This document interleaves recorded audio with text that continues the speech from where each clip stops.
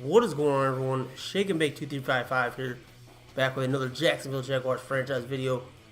It is week 9 here in the 2017 NFL season, and our 2-5 Jacksonville Jaguars host the 6-1 AFC North Division leading Cincinnati Bengals, coming off our bye week, looking to make it 3 wins in a row after losing our first 5.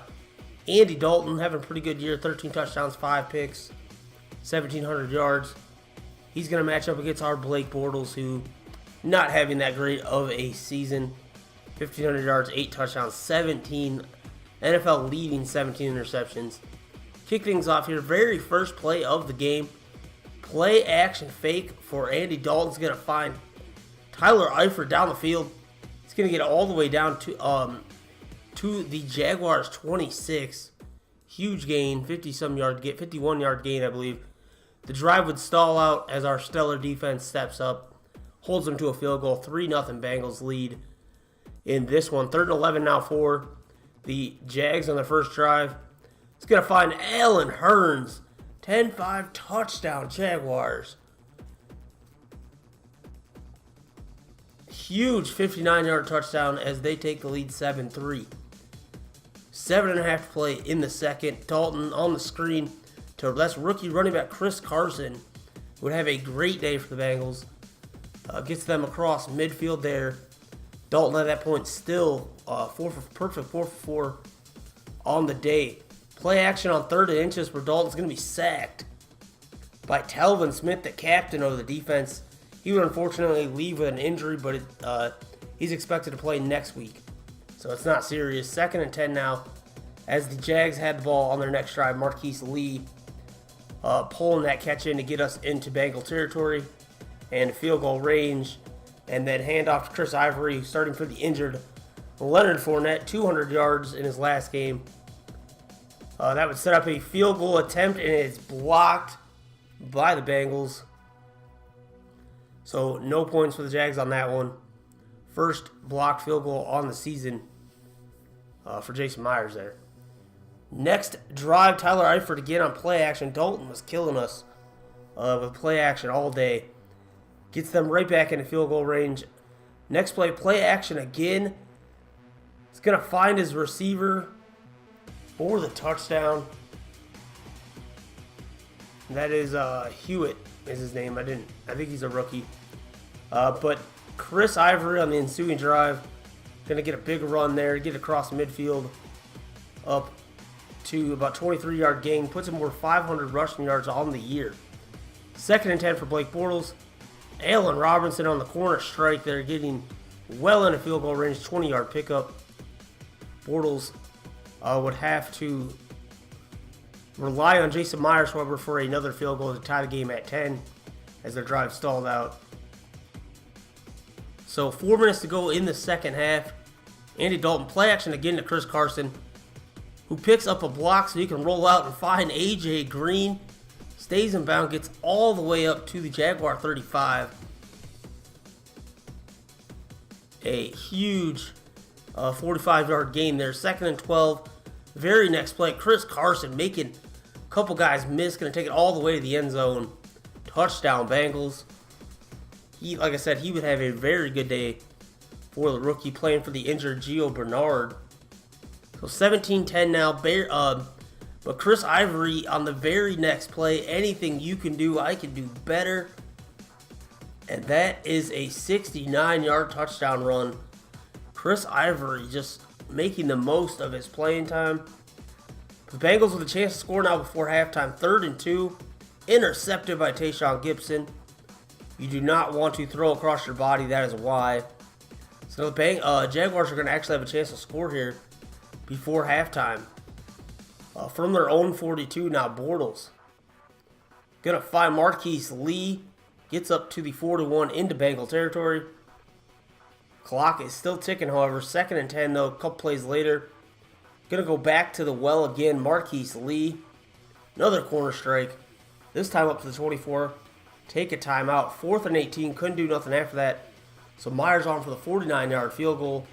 It is good. That would be our halftime score. 20-17.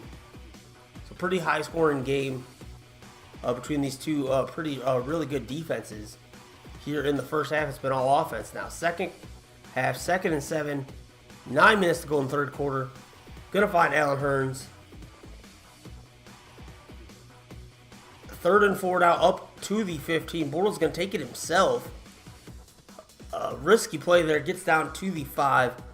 Very next play, 1st and goal. Allen Robinson on the slant route, touchdown, Jaguars. That's Robinson's 4th touchdown reception of the year.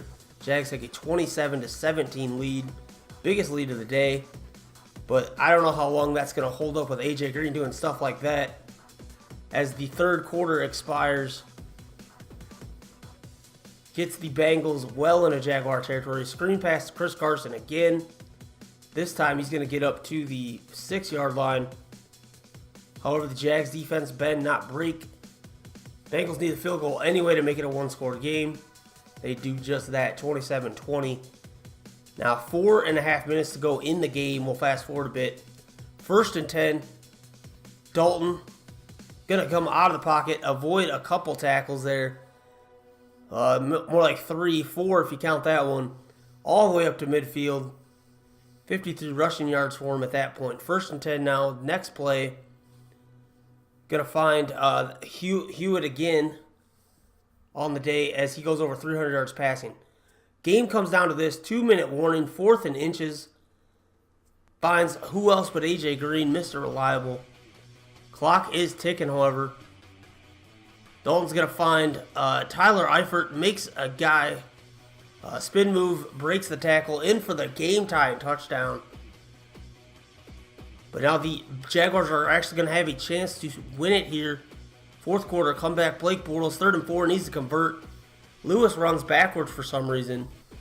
So now the Bengals have a chance to win. 12 seconds. Fumbles the ball. And they decide we're just going to take this thing to overtime.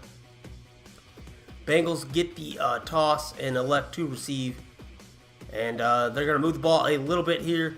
Up to the 45. Handoff to Chris Carson. Plows over a guy. 20. 10-5.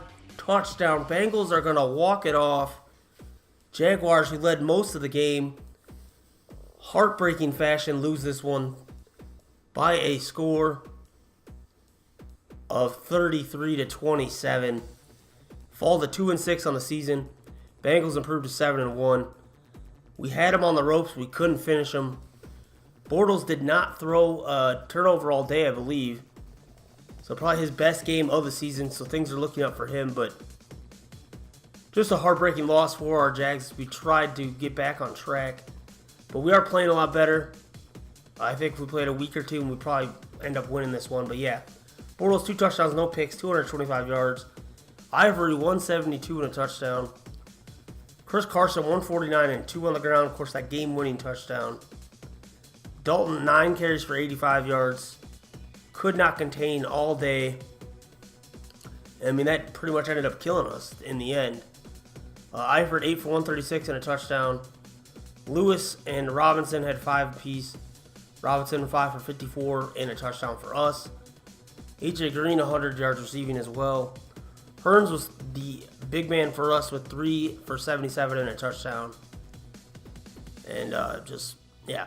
I mean, we played well and we lost. And like I said, that's a heartbreaking way to lose the game in overtime like that after leading by 10 at the start of the 4th. But, you know, it happens. Minter led the way for them with 10. Plus Lusney had 8 for us. And we had that 1 interception for Tayshaun Gibson. And a few sacks. Dante Fowler Jr., by the way, did return in this game. So we got him back. And Goke goes to the bench. Blair Brown, playing for the injured Telvin Smith, had a sack for us. Barry Church had a sack. We had 3, 4, I think we had 4 team sacks on the day.